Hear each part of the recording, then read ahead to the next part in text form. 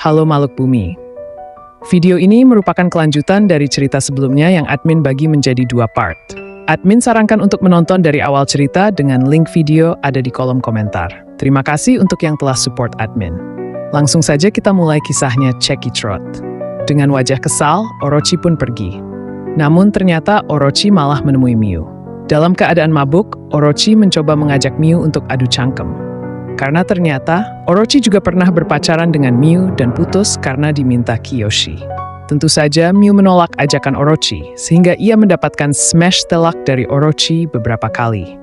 Tetapi Orochi berhenti saat ia tak sengaja melihat bayangannya di cermin. Ia lantas meminta maaf dan pergi. Keesokan malamnya, klan Shiromatsu mengadakan pertemuan dengan klan Seiju di sebuah pertandingan sumo. Seiju kembali menawarkan terkait kerjasama investasi pada apa yang akan dibangunnya. Seiju juga mengatakan bahwa Akihiro dapat pensiun dengan damai dan menikmati hasilnya sepanjang hidupnya. Lantas Akihiro bertanya mengenai nasib anggotanya. Seiju menjawab bahwa anggota klan Shiromatsu bisa bergabung dengan Seiju. Mendengar hal itu, Akihiro menolak. Karena menurutnya, apa yang ditawarkan Seiju tidak mencerminkan penawaran seorang Yakuza karena isinya hanya sebatas uang dan kekuasaan.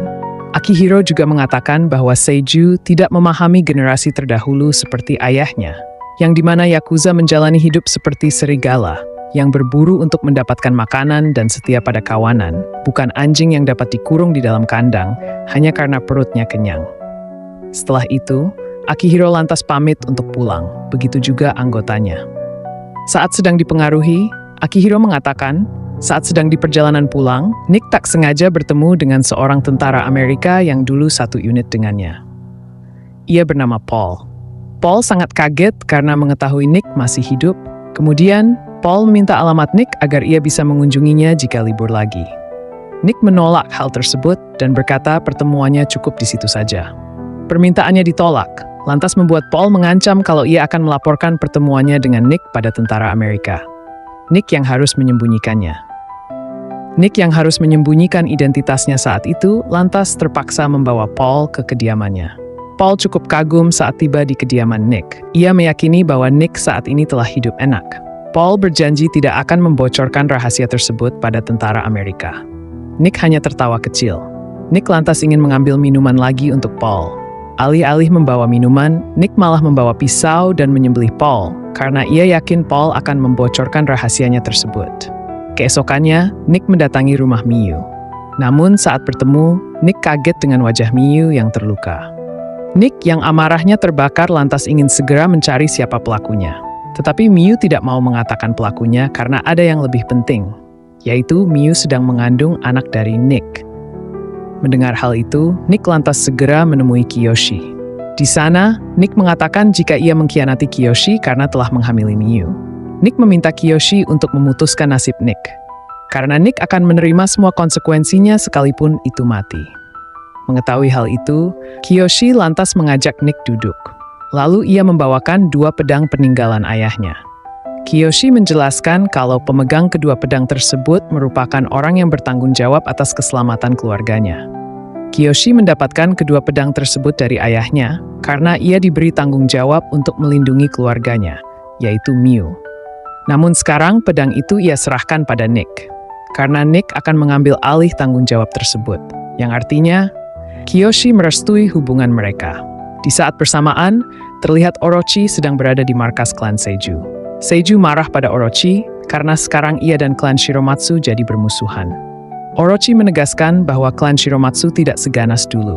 Dan terlebih lagi, ia menjamin Seiju tidak perlu mengotori tangannya karena ia sendiri yang akan menyelesaikan masalah tersebut. Dan di sini sudah jelas bahwa pengkhianat dari klan Shiromatsu adalah Orochi.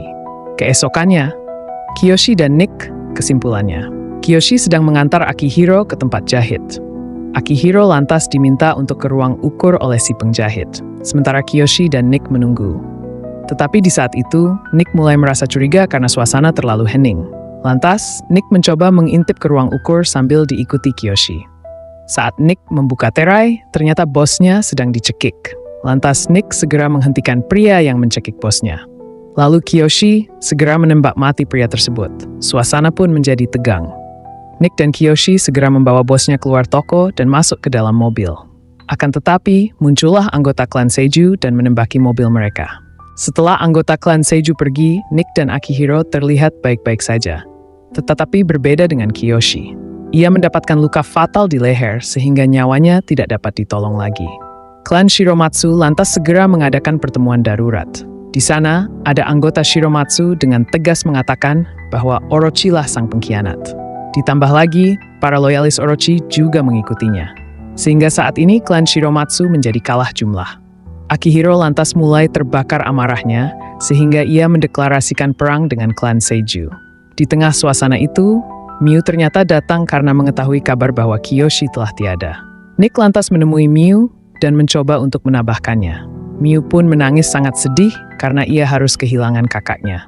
Semenjak Akihiro mengatakan peperangan dimulai, para anggota klan Shiromatsu, termasuk Nick, segera menghabisi beberapa orang penting klan Seiju. Beberapa hari setelah itu, ketua klan Seiju mengirim pesan melalui seorang anak kecil. Anak kecil itu menyampaikan bahwa klan Seiju ingin gencatan senjata dan melakukan pertemuan di area netral tanpa senjata. Akihiro lantas mengiyakan pertemuan itu. Keesokannya, semua klan Shiromatsu datang ke area netral, yaitu pelabuhan. Tak lama, Seiju keluar bersama anak buahnya. Lalu, muncullah Orochi beserta loyalisnya. Akihiro dan Orochi lantas saling mendekat. Setelah itu, Akihiro mengajak Orochi untuk kembali. Belum terlambat, karena ia akan memaafkan semua perbuatan Orochi. Saat Akihiro memeluk Orochi, Orochi meminta maaf. Lantas, ia mengeluarkan pisau yang sedari tadi ia sembunyikan dan langsung menikam Akihiro hingga tewas. Melihat hal itu, anggota klan Shiromatsu bergegas ingin menolong. Tetapi mereka langsung dikepung oleh anggota klan Seiju yang membawa senjata lengkap. Kemudian Orochi mendeklarasikan bahwa klan Shiromatsu sekarang sudah tamat. Orochi juga menyuruh Nick untuk segera meninggalkan Jepang dan Miu apabila Nick masih ingin hidup. Nick lantas mencoba menghampiri Orochi karena marah. Akan tetapi, Orochi sudah menyiapkan sniper dan menembak kaki Nick. Orochi dan anggota klan Seiju lantas pergi meninggalkan anggota klan Shiromatsu yang tersisa. Mengetahui Akihiro Shiromatsu telah tiada, para polisi lantas segera membakar seluruh tempat bisnis yang dikelola oleh klan Shiromatsu. Malam harinya, Nick diam-diam mendatangi rumah Miu yang kala itu sudah diawasi. Nick menyampaikan bahwa bos besar Shiromatsu telah tiada dan saat ini keadaan sedang kacau. Nick lantas meminta Miu mengemasi barangnya karena ia akan membawa Miu pergi ke tempat aman. Setelah itu, Nick menghubungi anggotanya untuk menjaga Miu karena ia berencana untuk melakukan sesuatu. Keesokan harinya, ternyata Nick nekat mendatangi markas klan Seiju dengan membawa sebuah pedang. Saat masuk ke dalam sebuah ruangan, Nick langsung dilumpuhkan oleh anggota klan Seiju yang sedang berkumpul. Bos besar Seiju lantas menanyakan apa keinginan Nick hingga nekat datang sendirian. Nick meminta agar diizinkan berduel dengan Orochi hingga mati. Mendengar hal itu, Orochi lantas menghampiri Nick dan mengatakan bahwa ia menolak tantangan tersebut. Karena baginya, Nick bukanlah seorang Yakuza yang pantas melakukan hal tersebut karena ia tak lebih dari sekedar orang asing yang merusak keluarganya. Lantas, ketika Orochi mengembalikan pedangnya, dengan cepat Nick langsung menebas leher Orochi. Saat Nick akan dikeroyok, bos besar klan Seiju menghentikan anggotanya. Ia lantas meminta Nick untuk segera pergi dari markas mereka karena urusannya sudah selesai. Seiju seperti itu karena ia ingin menghormati tekad Nick yang datang sendirian untuk membela klan Shiromatsu. Kemudian, Nick terlihat sudah kembali ke tempat Miu berada. Terlihat anggota klan Shiromatsu yang tersisa sedang berkumpul untuk melindungi Miu. Kedatangan Nick menandakan bahwa ia telah berhasil menghabisi Orochi dan membalaskan dendam klan Shiromatsu. Karena hal tersebut, anggota klan Shiromatsu yang berkumpul lantas memberi hormat pada Nick. Dan dengan begitu, ia menjadi bos besar Yakuza klan Shiromatsu. Nick juga bertekad akan membawa klan Shiromatsu menjadi berjaya dan disegani seperti dulu lagi. Film pun selesai. Ya, begitulah tadi alur cerita film The Outsider yang rilis tahun 2018. Sedikit pesan dari admin, tetaplah hidup meskipun tidak berguna. Salam dari pengangguran akut. Jangan lupa like dan share jika kalian suka video ini dan dislike jika nggak suka. Subscribe dan nyalakan notifikasi agar kamu nggak ketinggalan video terbaru. Nantikan alur cerita film lainnya.